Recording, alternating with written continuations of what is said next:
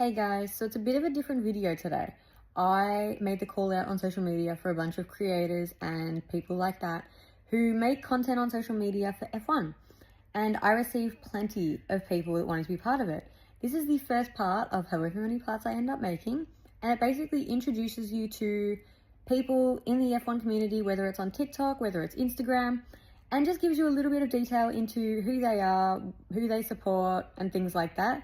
So I hope you guys enjoy it. Get ready because this is part one of however many. So get ready and hope you enjoy it. Hi, my name is Piper, and you can find me on both Instagram and TikTok at casualf1piper. Hi, I'm Jordana. I'm Geordie.stone.25 on TikTok, and I mainly try to make F1 related content. Hi, my name's Jordan. I go by Jordan's Reading Corner on Instagram and Jay's Reading Corner on all of my other social media. My favorite driver on the grid has to be George Russell. Hands down, no competition. I'm a firm believer that your favorite driver picks you and not vice versa.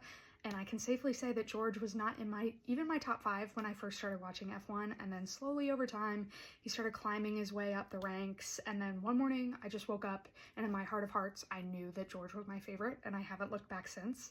I could genuinely talk about George Russell for like days on end. My roommates hate me for it, so I'll keep it more condensed as to why he's my favorite. But for one thing, I think he is one of the most, if not the most underrated drivers on the grid. I think he's constantly being overshadowed by teammates, just other things going on the track, like we could say Vegas 2024 for one, an amazing drive from him, but we didn't get to see a lot of it because there was midfield stuff happening. So I think he just does his own thing, which I think is really awesome and like really cool to do, that he doesn't get caught up in all this other stuff. He's also just very consistent. He is the most consistent driver on the grid in my opinion, and I think that's why he's my fave, but also he's just a diva. That's a less technical reason for him being my fave, but I think his little quips that he makes every weekend make me want to keep watching the sport, and I love seeing what he's going to come up with each weekend. I don't think he has a filter, which is something I find hysterical.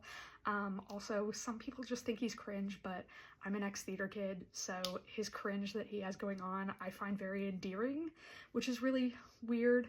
And weirdly enough, I think I see a bit of myself in George, the way he acts, his mannerisms, like it relates, it resonates with me like very bizarrely. But yeah, that's why he's my fave.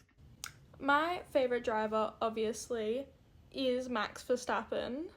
I went from getting into F1 with Lando and switched to Max. I know, a bit of a change, but I like how Max is just fearless and competitive, and he just makes the race so exciting, because if he's behind you, it's like, when is he gonna pass? He makes it so like my heart races every time I see him like next to another car. What's gonna happen? When I first started watching F1, it was through Drive to Survive, and I started out as a Ferrari fan because, as Sebastian Vettel likes to say, everyone's a Ferrari fan even if they say they aren't. However, as the F1 community likes to say, your favorite driver chooses you.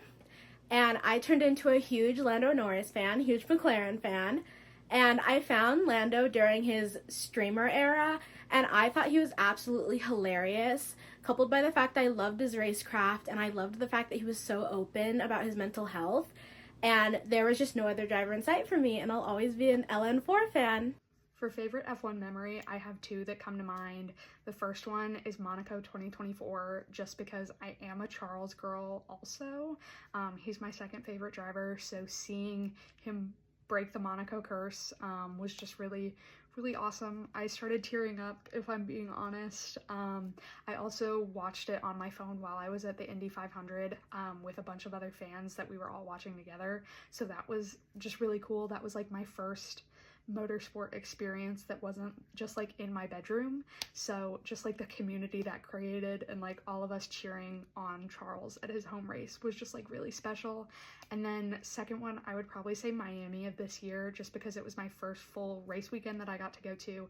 My whole entire family came with me. I got to meet up with my best friend in the whole world, got to meet so many other friends that I had made through this community in person, so that was just really, really awesome. Also, I got to see George George, my favorite driver, on the podium, and got to run there with my best friend to go watch it. It was really awesome, just really special. I've only got into F1 like hardcore maybe 2023. So my favorite memory that I can think of is probably Lando's first win, because yeah, at the time I was a Lando fan, and I literally made a bet the year before that if that year he got his first win, I was gonna get a tattoo. I've got a LN4 tattoo from Lando's first win, so that would probably be a good memory. It's so hard to pick my favorite memory from F1, but I think if I had to pick just one, I would pick Lando winning the Miami Grand Prix. I think Miami has never been a track that favored him, and for that to be his first win and for him to do it in that fashion was so amazing to watch from my TV screen. I constantly find myself going back and rewatching the race because I have no clue what happened to anyone else in that race, because I was so locked in on watching Lando do lap after lap because I knew that this was his moment, and I will always remember exactly what I was doing when he won, and I just think that's one of my best memories. If I had to choose one word to describe the F1 community, I would probably use passionate, just because that's what initially drew me to the community in the first place. About a year and a half ago, I was studying abroad, hours away from both my family and my friends, and I was going through a little bit of a rough patch and randomly stumbled across F1, started watching that, and then found my way to F1 TikTok, and that was kind of it for me. That's how I got into it. Just seeing so many passionate people that were invested in the sport and the drivers made me want to be passionate and invested into the sport. And just the community that was built around that, willing to teach others about it, was really awesome and something I hadn't experienced online ever. It made me want to keep being passionate about it and geek out about this sport, and To describe the F1 community in one word would have to be chaotic. There's just so many different people, different personalities, different opinions. It's just so much, really. If I had to describe the F1 community in one word, I would say hilarious. I think F1 to me means connection or connecting with others. I know I talked about passion earlier, but I think my passion for the sport has allowed me to connect with so many people, both through the F1 community online, but also in person. There have been so many friends that I have made on my university's campus that I've just made because we're F1 fans. Just being able to have that, or I'll be walking down the street in F1 merch and somebody will come talk to me about the most recent race, and we'll spend 30 minutes talking to each other, and my roommates are like pulling my arm trying to get me to leave. But also just like making friends online. I've never really been one for online friends like this. But being able to have this community of people that are also so passionate about this and that I can really connect with, and have friends that I have their phone numbers, I FaceTime them or call them once a week. Just ways that I can connect with people both in the sport and outside have meant a lot to me. People that we can go to races together and plan things, and I know will be my friends forever, has just meant a lot to me. But also it's been a way to connect with my family. I've gotten my family really into F1 since I've started. My dad has been into F1, which I didn't know about, so it's been a way for us to really connect and rekindle our relationship in a way that I didn't know we could. But getting my mom and my sister into it has meant a lot to me, just like making that connection, giving us something that we can watch together while I'm 8 hours away at college, and just still have that connection to something that we share love for has been really special. F1, what F1 means to me as a sport, it's like the motorsport to me. Whenever I hear motorsport, I'm like, they're talking about F1. It's like just the speeds, the strategy, the training they have to go through, all the effort. F1 as a sport to me means high intensity racing, innovative strategy, and fun liveries. I'm looking at you, Alpine. Is there anything newer fans should know? I would say know what DRS is. I'm joking. One piece of advice that I would give would probably be just don't be afraid to geek out and be you. Be honest, be you. Be passionate about what you are, about drivers, tracks, races, like events that are happening, because you will find your people in the community.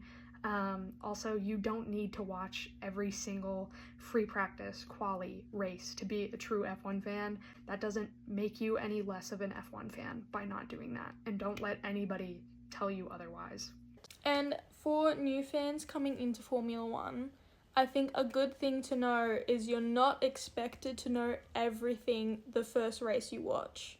You're gonna have to learn strategies, learn names of things throughout the time you're watching it. You're not expected to know right away. So don't let other people be like, you don't know, you're a new fan. Because obviously you're starting somewhere. It's not all gonna come to you immediately.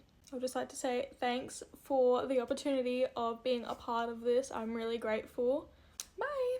I think newer fans getting into the sport should know that some teams' contracts, Red Bull, Alpine, are about as concrete as a wet piece of paper. In all honesty, though, I think newer fans coming into the sport should just enjoy watching and hopefully love some wheel-to-wheel racing and not worry about how they got into it or how people perceive them, if they're a Drive to Survive fan or they came over from another series. So that's the video. I want to say a huge thank you to everyone that has so far taken part in it. I truly appreciate that you guys have taken time out of your day to record and respond to the various questions that I brought to you. It is such an honor for you guys to be part of this, and I'm really glad that you were able to join. Get ready, guys, because there is more episodes, short clips coming soon, but hope you guys have enjoyed it so far.